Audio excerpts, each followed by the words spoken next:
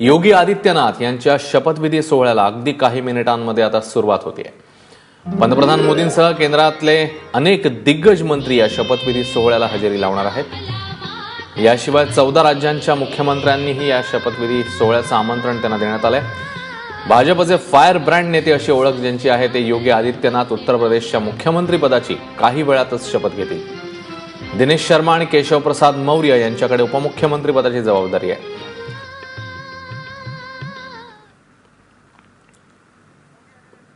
आणि पंतप्रधान पोहोचलेले आहेत शपथविधी सोहळ्याकरता. तिकडे त्यांचं विमानतळावर स्वागत करण्यात येत आहे. त्यावेळची हे दृश्य.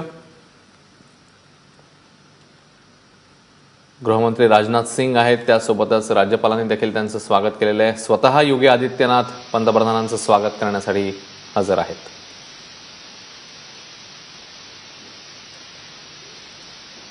उत्तर प्रदेशचा निकाल हाती आल्यानंतर आता भाजपचे आणखी एक मुख्यमंत्री शपथ घेत आहेत. प्रशांत कदम आपल्यासोबत आहेत. प्रशांत, काही क्षणात शपथविधी होतोय आणि पंतप्रधान पोहोचलेले आहेत. अश्विन, नक्कीच म्हणजे अगदी 15 मिनिटांमध्ये योगी आदित्यनाथ यांचा उत्तर प्रदेशचे 21वे मुख्यमंत्री म्हणून शपथविधी होईल. 19 मार्च 2017 ही भाजपच्या पक्षीय इतिहासातली एक मोठी घटना असेल, एक मोठा दिवस असेल, कारण तब्बल 14 वर्षानंतर भाजपचं पुन्हा एकदा उत्तर प्रदेशमध्ये सरकार येत आहे. एका अर्थानं 14 वर्षांचा वनवास जो आहे तो भाजपचा संपलेला आहे आणि आज योगी आदित्यनाथ हे 44 वर्षांचे खासदार जे गोरखपूर मधले खासदार आहेत आणि सलग 5 वेळा ते खासदार आहेत, त्यांना उत्तर प्रदेशची कमांड जी आहे ती सोपवण्यात आलेली आहे. आज इंडियाच्या आणि भाजपच्या अशा मिळून एकूण 14 मुख्यमंत्र्यांच्या उपस्थितीमध्ये हा भव्य दिव्य सोहळा लखनौ मधल्या काशीराम स्मृती उपवनामध्ये पार पडतो आहे, ज्याला भाजपच्या देखील कार्यकर्त्यांची फार मोठी उपस्थिती आहे. योगी आदित्यनाथ यांच्यासह एकूण 49 मंत्री जे आहेत ते त्यांच्या मंत्रिमंडळातले शपथ घेणार आहेत. आणि या मंत्रिमंडळाची जी आपल्याला माहिती कळते त्याच्यामध्ये खरं तर 2 डेप्युटी सीएमची घोषणा कालच झाली होती, ज्याच्यामध्ये केशव प्रसाद मौर्य आणि दुसरे दिनेश शर्मा जे लखनौचे महापौर राहिलेले आहेत, या दोघांचा समावेश तर आहेच. पण एकूण 49 जणांच्या लिस्टवरती जर आपण नजर टाकली तर योगी आदित्यनाथ हे ठाकूर आहेत, त्याच्याशिवाय केशव प्रसाद मौर्य हे ओबीसी आहेत आणि दिनेश शर्मा हे ब्राह्मण. तर अशा पद्धतीचं एक जातीय संतुलन जे पहिल्या तिघांच्या निवडीमध्ये साधलेलं आहे भाजपनं, तेच इतरांच्या निवडीमध्ये देखील आपल्याला दिसतं आहे. 49 जणांच्या या लिस्टमध्ये काही यादव आणि इतर जातींचे जे चेहरे आहेत ते देखील समाविष्ट करण्यात आलेले आहेत. सगळ्यात महत्वाचं आणि चकित करणारं नाव जे आहे ते म्हणजे मोहसिन रजा या मुस्लिम मंत्र्याचा देखील योगींच्या मंत्रिमंडळामध्ये समावेश आहे. खरं तर भाजपनं उत्तर प्रदेशच्या निवडणुकीमध्ये एकही मुस्लिम उमेदवार दिलेला नव्हता. म्हणजे 403 जागा आहेत विधानसभेच्या, मात्र एकाही ठिकाणी भाजपला मुस्लिम उमेदवार सापडलेला नव्हता. त्याच्यावरून बरीचशी टीकाही देखील झालेली होती. आणि आता योगी आदित्यनाथ यांना म्हणजे त्यांच्यासारखा एवढा प्रखर हिंदुत्वाचा चेहरा समोर केल्यानंतर त्यांनी पहिल्याच दिवशी थेट मुस्लिम उमेदवाराचा आपल्या मंत्रिमंडळात समावेश करणं हे कुठंतरी धक्कातंत्र जे आहे ते योगी आदित्यनाथ यांनी पुन्हा एकदा दाखवून दिलेलं आहे. आणि कदाचित ज्या पद्धतीनं दिल्लीमध्ये मोदींनी सगळ्या परंपरा तोडून राजकारण केलं, तशाच पद्धतीचं राजकारण किंवा तशाच पद्धतीचं प्रशासन योगी आदित्यनाथ उत्तर प्रदेशमध्ये सांभाळणार का, याची देखील या निमित्तानं चर्चा सुरू झालेली आहे. अश्विन. प्रशांत, त्यासोबतच आणखी एक या शपथविधी सोहळ्याचं आतापर्यंतच्या वैशिष्ट्य म्हणता येईल ते म्हणजे अखिलेश यादव आणि मुलायम सिंग यादव हे देखील थेट स्टेजवर पोहोचलेले आहेत. नक्कीच. खरं तर म्हणजे विरोधकांना सन्मानानं वागवण्याची ही पद्धत जी आहे ती आपण मागच्या वेळी देखील बघितली होती, जेव्हा 26 मे 2014 नरेंद्र मोदींनी दिल्लीमध्ये शपथ घेतलेली होती. तेव्हा देखील अशाच पद्धतीनं अनेक दिग्गज विरोधक जे आहेत, सोनिया गांधी असतील, मुलायम सिंग असतील, ते देखील त्यावेळी उपस्थित होते. आणि त्यावेळेच्या समारंभातलं एक चित्र आवर्जून आठवतंय ते म्हणजे मुलायम सिंग हे जेव्हा मागच्या रांगेमध्ये बसलेले होते तेव्हा खुद्द अमित शहा यांनी त्यांना हाताला धरून उठवून समोरच्या रांगेमध्ये बसवलेलं होतं. आणि तशाच पद्धतीची एक जी सौहार्दाचं राजकारण जे आहे ते पुन्हा एकदा आज उत्तर प्रदेशमध्ये पाहायला मिळतंय.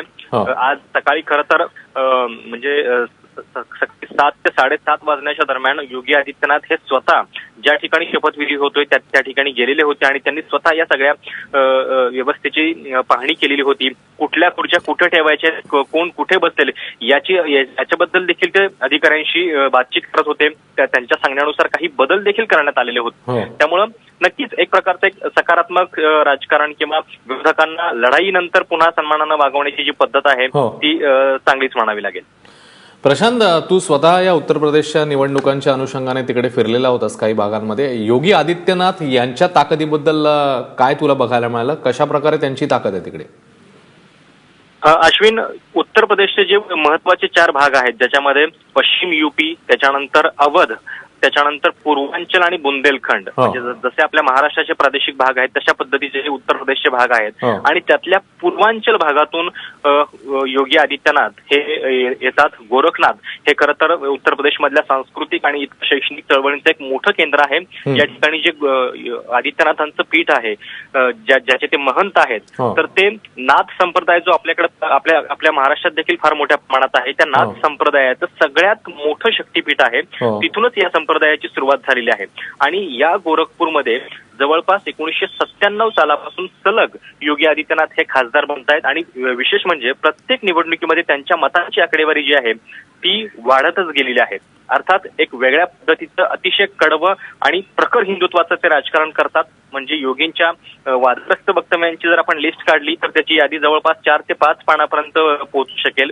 अनेकदा त्यांनी जे लोक योगाला मानत नाहीत त्यांनी पाकिस्तानमध्ये चालतं व्हावं अशा पद्धतीचं विधान केलेलं आहे. शिवाय अयोध्येमध्ये राम मंदिर बनण्याबद्दलची त्यांची स्वतःची मतं आहेत.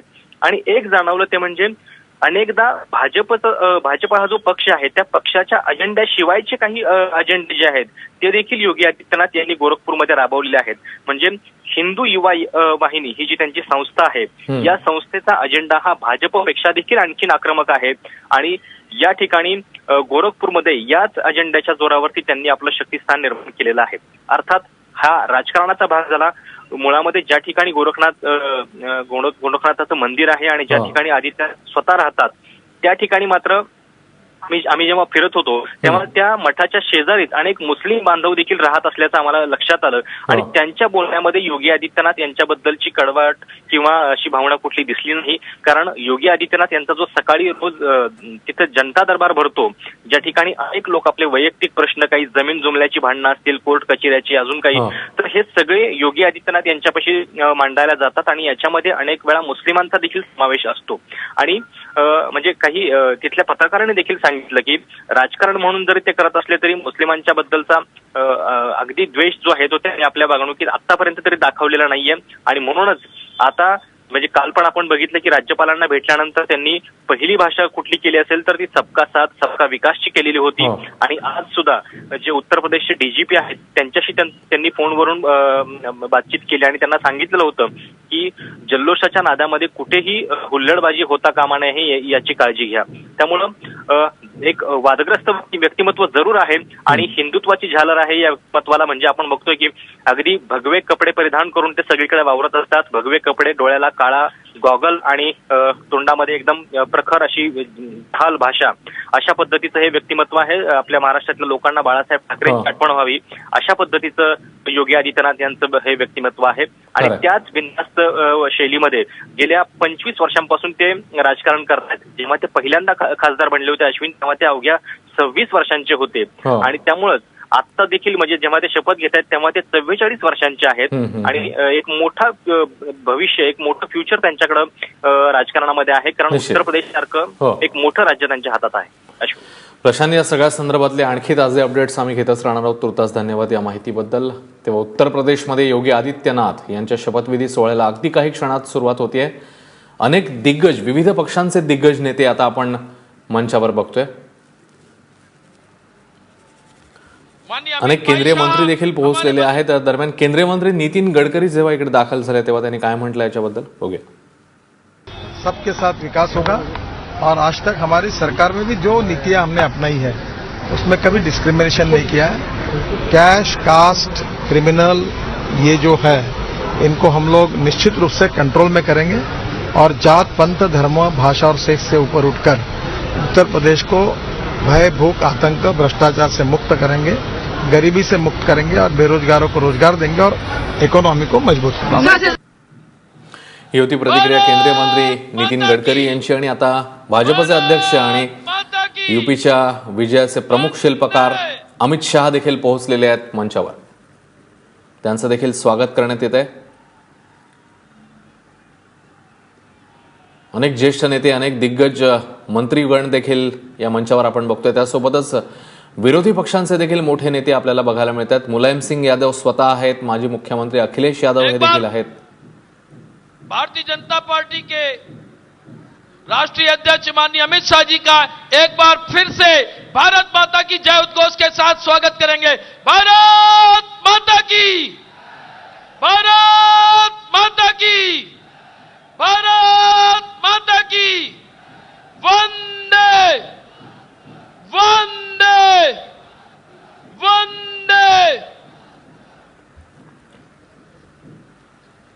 403 जागांच्या विधानसभेमध्ये भाजपने 300 पेक्षा जास्त जागा जिंकत एक ऐतिहासिक विजय मिळवलेला होता. नुकताच 5 राज्यांच्या निवडणुकांचा निकाल लागला तेव्हा, आणि त्यानंतर आता भाजपचा मुख्यमंत्री, उत्तर प्रदेशच्या मुख्यमंत्रीपदी आता भाजपचे नेते विराजमान होताना बघायला मिळतात. योगी आदित्यनाथ, उत्तर प्रदेश के बहुत ही वरिष्ठ पंतप्रधान नेता मोदी देखील दाखल झालेले आहेत लखनौमध्ये. विमानतळावर आपण काही वेळापूर्वीच बघितलेलं होतं, त्यांचं स्वागत झालेलं होतं. आणि आता प्रतीक्षा आहे ती पंतप्रधान या कार्यक्रमाच्या ठिकाणी येण्याची. ते आल्यावर हा कार्यक्रम लगेच सुरू होणार आहे. ओम प्रकाश राजभर का भी हम स्वागत करते हैं. योगी आदित्यनाथ मुख्यमंत्री असतील तर केशव प्रसाद मौर्य आणि दिनेश शर्मा हे उपमुख्यमंत्री असणार आहेत.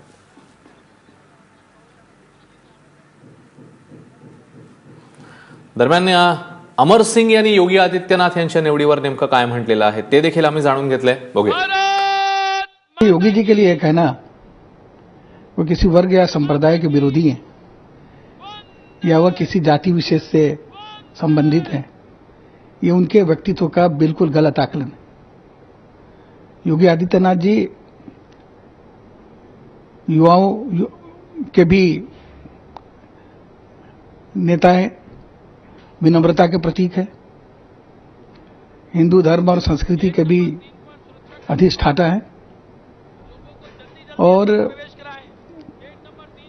उनके अंदर बहुत ईमानदारी के साथ निष्ठा और समर्पण का भाव है.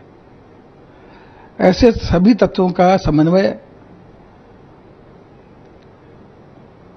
तभी होता है जब ईश्वरीय विधान और प्रारब्ध दोनों मिलते हैं. श्री मनोहर पारीकर जी का करतल ध्वनि से स्वागत करें, अभिनंदन करें. श्री मनोहर पारीकर जी, मनोहर जी बीच में आकर जनता का अभिवादन करेंगे. माननीय मनोहर पारीकर जी. महाराष्ट्र के मुख्यमंत्री श्री देवेंद्र फडणवीस हमारे बीच पधारे हैं. देवेंद्र जी का करतल ध्वनि से स्वागत करें, अभिनंदन करें. भारत माता की. गुजरात के मुख्यमंत्री श्री विजयभाई रूपाणी हमारे मंच पधारे हैं. श्री विजयभाई का करतल ध्वनि से अभिनंदन करें, स्वागत करें.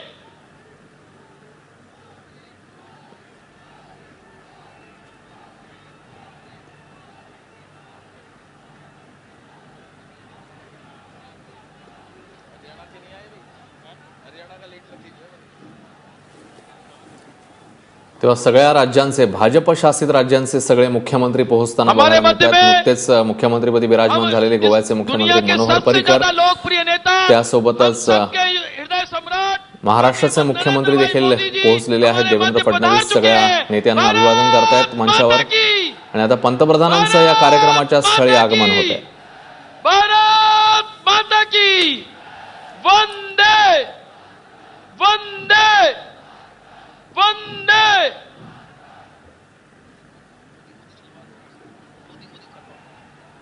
मोठी गर्दी या ठिकाणी आपण बघतोय, भाजपच्या समर्थकांची, कार्यकर्त्यांची.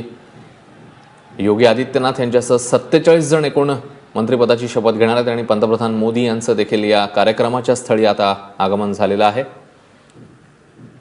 त्यांच्यासोबत अनेक केंद्रीय मंत्री, अनेक राज्यांचे मुख्यमंत्री, त्यासोबतच विरोधी पक्षातले देखील दिग्गज नेते, हे सगळी मंडळी मंचावर आहेत.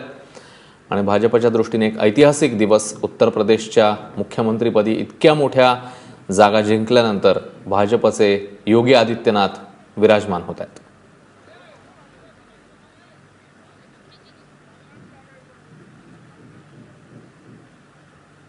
भारत के गृह मंत्री, पूर्व मुख्यमंत्री हमारे सबके नेता माननीय राजनाथ जी पधारे हैं। राजनाथ जी का करतल ध्वनि से स्वागत करें, अभिनंदन करें। माननीय राजनाथ सिंह जी, भारत माता की। माननीय प्रधानमंत्री जी हमारे मध्य पधार चुके हैं। माननीय प्रधानमंत्री जी, हम सबके हृदय सम्राट, दुनिया के सबसे लोकप्रिय नेता माननीय मोदी जी हमारे मध्य पधारे हैं। भारत माता की, भारत माता की। वंदे वंदे